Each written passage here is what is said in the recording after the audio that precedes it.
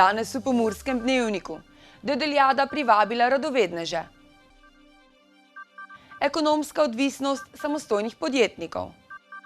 Zaposlenim v četrtek odpovedi.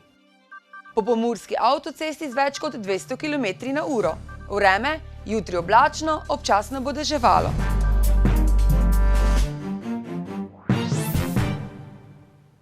Gledalke in gledalci, lepo pozdravljeni v tokratnem Pomurskem dnevniku. Kulturno-turistično društvo Puconci je že 12. priredilo Dedoljado, tradicionalno tekmovanje v kuhanju prekmurske jedi dödolov. Tekmovanje se je odvijalo na osnovni šoli Puconci, spremljala pa ga je tudi naša ekipa. Čeprav so dödoli preprosta jed, sestavljena iz moke in krompirja, pa je odvisno od kuharske spretnosti in znanja, da jed postane kar se da okusna. Skrivnosti v receptih zato ne manjka. Domače dödole pripravljamo tako, v vodo damo na kocko narezano krompir, damo na ogenj, kuhamo do teča, da začne voda vreti.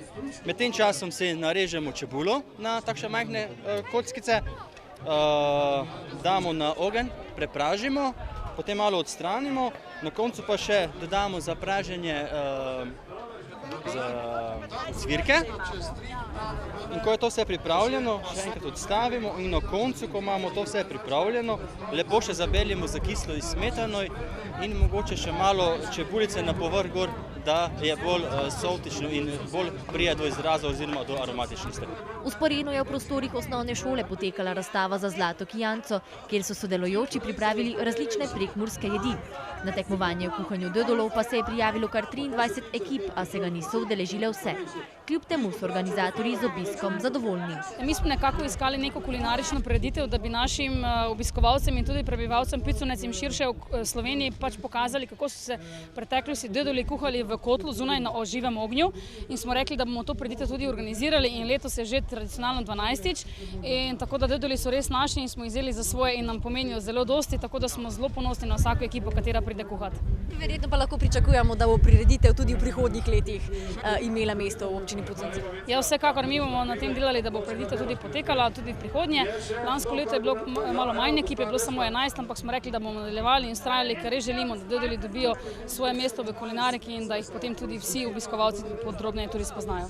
Jedi je ocenjevalna komisija pokusila ter razglasila, da sta najboljše skuhali in pripravili domačinki puconski freči Amalija Pučko in Silvija Gutman. Drugi so bili Zavarovalnica Vzajemna, tretji pa Zdravilišče Radenci. Marsikomu je vonj po domačih dödolih obudil spomine iz otroštva. Že od malega smo uživali dödole in seveda lepo je, da jih lahko dobro pripravljene ponudimo tudi drugim. Kako ste sicer zadovoljni z obiskom, zadovoljni s tem, da ljudje že redno povezujejo občino Puconci z Dedoljado? Ja, to je izredno lepo. Zahvala gre predvsem prirediteljem, turističnemu društvu Puconci, ki se trudi in vsi seveda, ki pri tem pomagajo. Tudi občina Puconci, krajevna skupnost Puconci in to je lepo, nas veseli in veseli nas, da s tem dvigamo ugled naše občine v širši okolici. Da je Dedoljada vedno bolj priljubljena, pa kaže tudi dejstvo, da so obiskovalci kljub vetrovnemu vremenu množično obiskali prireditev. Dödoli pa so zmanjkali v trenutku.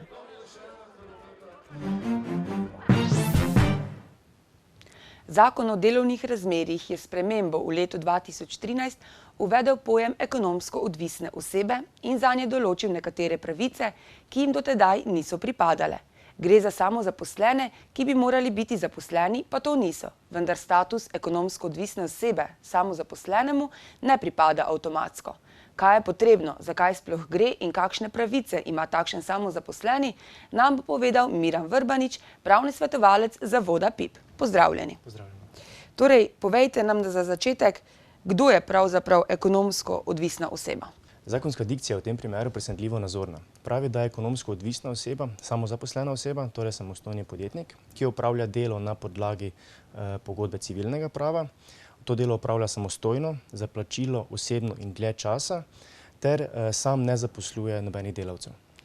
Povedali smo torej, da samozaposlenemu status ekonomsko odvisne osebe ne pripada avtomatsko. Kaj pa mora potem narediti?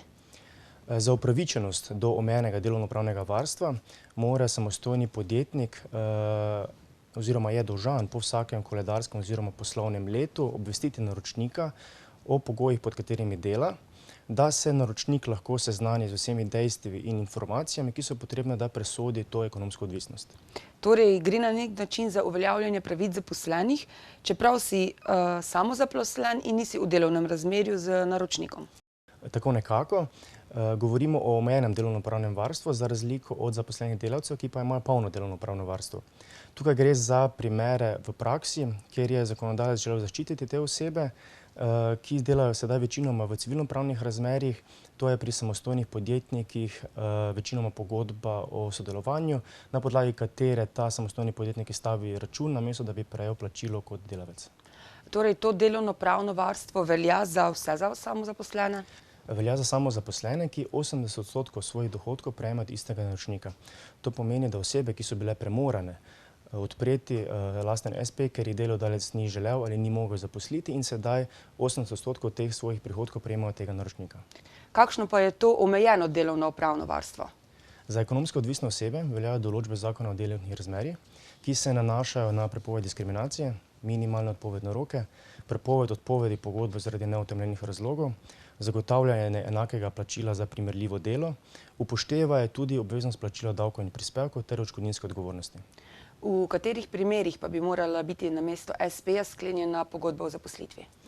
Znaki, ki kažejo na takšne primere v praksi, so, kadar SP opravlja enako delo oziroma enako dejavnost kot naročnik, kadar opravlja delo nepretrgano v delovnem času kot ostali zaposleni, kadar uporablja delovna sredstva oziroma ostalo delovno opremo naročnika, kadar dela dejansko v prostorih naročnika in nima recimo sklenjene najemne pogodbe in pomembneje, kadar dela pod pogoji in pod nadzorom tega naročnika.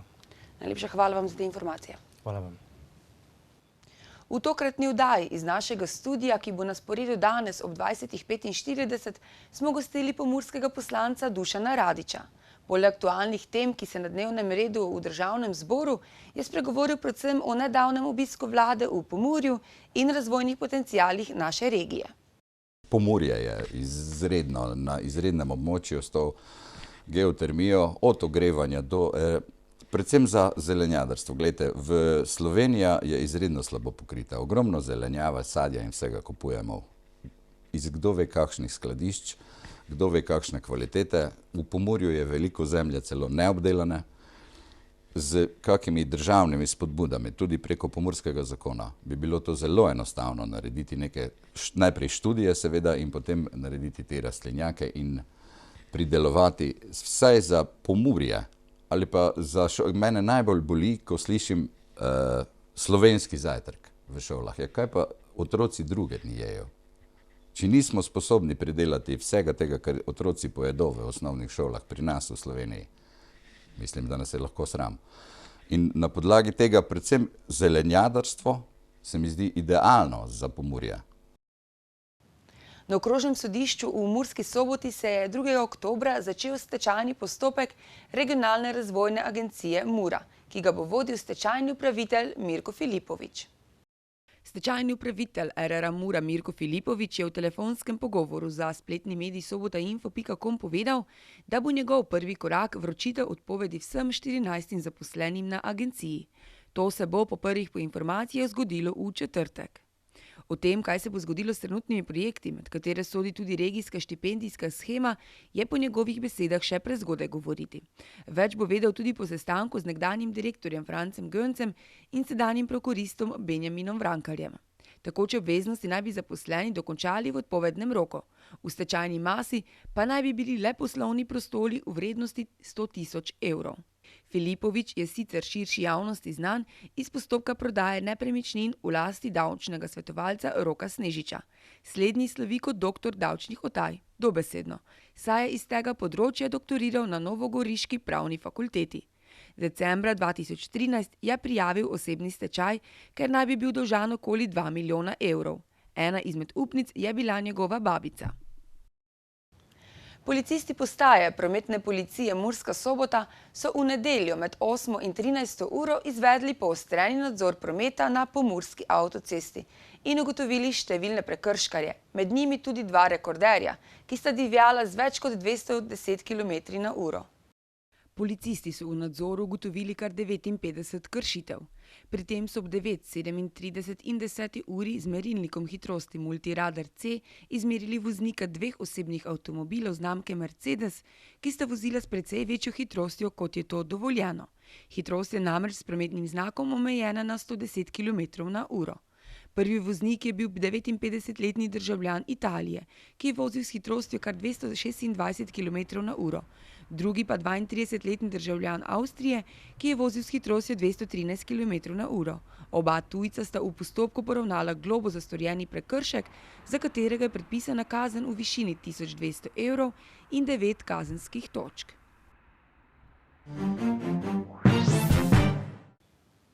Jutri bo oblačno, občasno bo še deževalo, zapihal bo severovzhodni veter.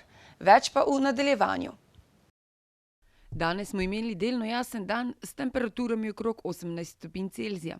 Opoldne ste v Ukrajinskem parku Goričko in Radencih namerili 15 stopinj, v Murski Soboti 16 ter v Lendavi stopinjo več. Jutri bo oblačno, občasno bo še deževalo. Zapihal bo severovzhodni veter, na Primorskem šibka do zmerna burja. Najnižje jutranje temperature v vzhodni Sloveniji bodo v Murski Soboti in Mariboru 13 stopinj, najvišje dnevne pa se bodo gibale le okrog 15 stopinj Celzija. V četrtek in petek bo pretežno oblačno, ponekod bo še možen rahel dež. Še bo pihala šibka burja. Temperature v naših krajih se bodo v prihodnjih dneh dopoldan gibale med 14 in 16 stopinjami, popoldanske pa se bodo gibale med 17 in 18. Toliko smo vam pripravili v Pomurskem dnevniku. Za več informacij obiščite našo spletno stran www.tvideja.si. Z nami pa bodite tudi jutri. Nasvidenje.